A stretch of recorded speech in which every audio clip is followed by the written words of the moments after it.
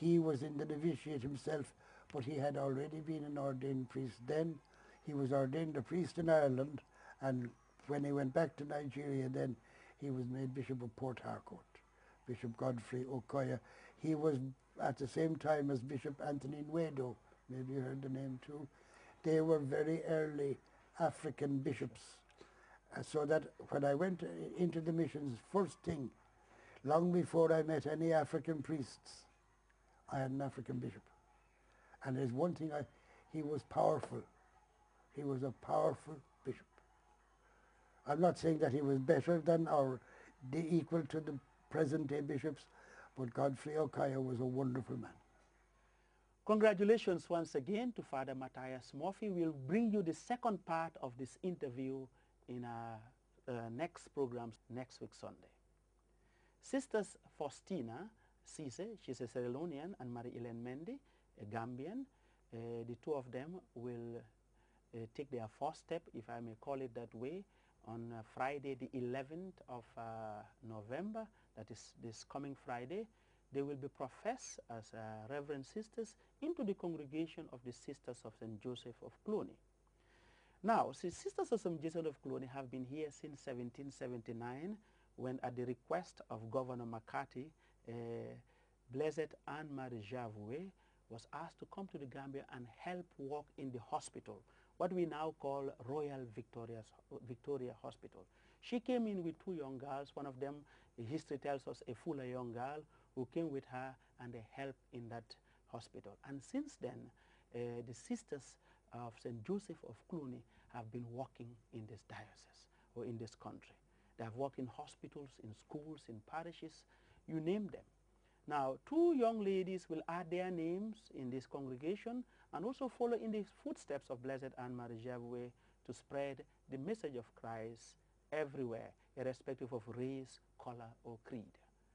We invited Sisters Faustina and Marie-Hélène to our studio and asked them when they first felt that God was calling them. It was when I was back home in GSS 1. I used to see the sisters, they are working in my parish. So, but I did not understand their way of life. I don't understand what they are up to. So I told my father that I would like to be like these people. So one day I was coming back home from choir practice. One Saturday evening, I saw the sister. She was walking around in their compound. So I went there. I told her, I said, sister, I would like to be like you. So she said, that means you want to be a sister? I said, yes. Then she spoke to me. She welcomed me nicely. Then she directed me by then to go and see the vocation directors, which I did. Well, it was after my grade 12. I was at home doing nothing, and I decided to just go and learn more about the Catholic doctrine so that I'll be deeply rooted in my faith. So I was going along. I went to the market, coming back from home.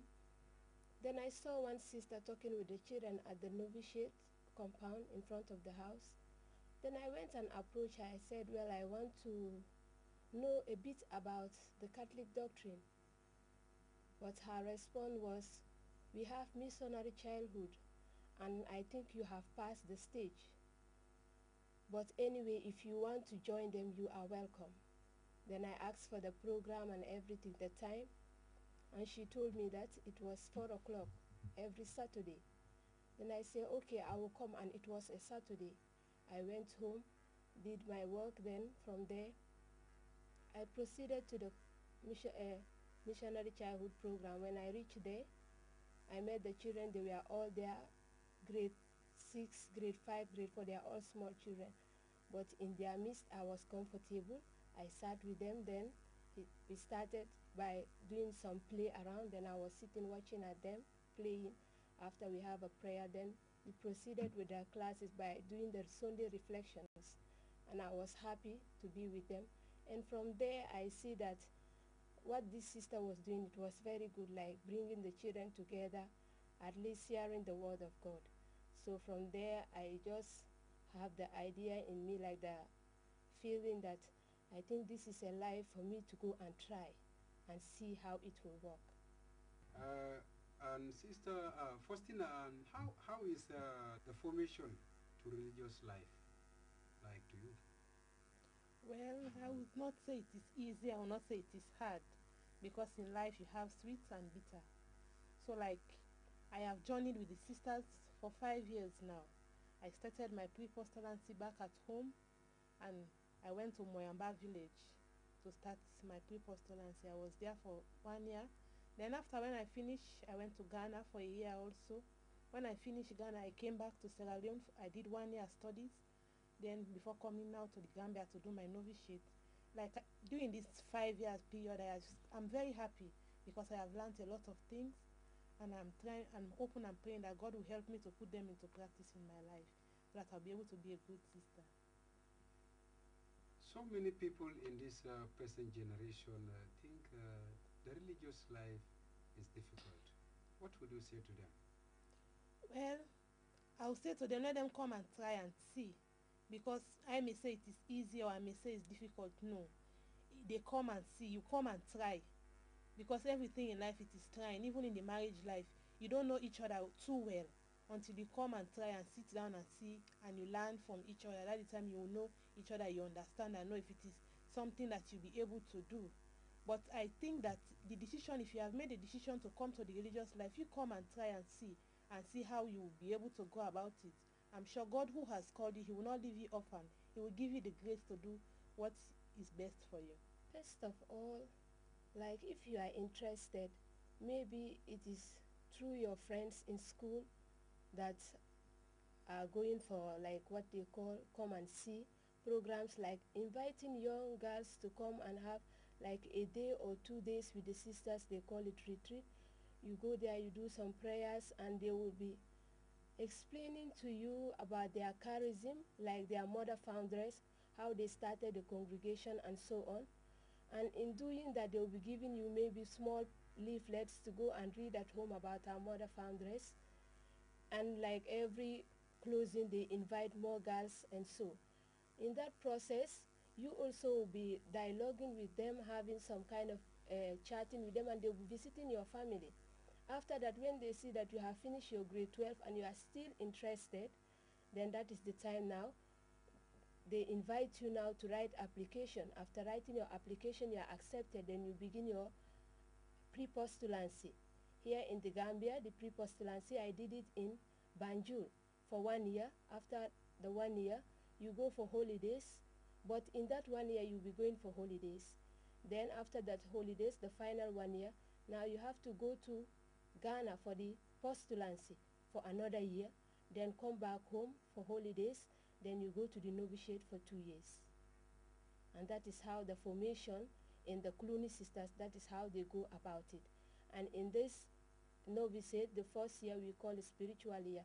That is where we look more into the spiritual aspect of the call and so on. And in that, I may not say it is difficult as Faustina has said or sweet, but the thing is that with determination, whatever we say we are going to do, let there be that determination. And also seeing Christ as the focal point of our call. We are not the one who call ourselves, he called us. So in that, we give our attention to Christ and to whatever we are doing, putting him as the highest point of whatever we are doing. Beautiful. So many people in this present generation may think that religious life is so difficult. What will you say to them? Well, the thing is that unless we experience something, that's the time we'll see whether it is difficult or not. But when we sit at one side and we don't experience, we don't venture, we'll not know the bitter aspect of it or the sweet aspect of it, unless we go into it and see how it is. If I tell them that it is easy or it is difficult, they may believe or not believe because they have not experienced it. But the thing is that we are not the one who call ourselves. God is the one who called us. And if he calls us, he will give us the grace to carry on. It is not a work that I am going to do alone. If I think that it is difficult, then maybe I am thinking that everything is coming from me. But if I have that inner sight that it is not me who is doing it, but God helping me, guiding me, holding me and leading me, I may not see it as difficult, but I may see it as the work of God. God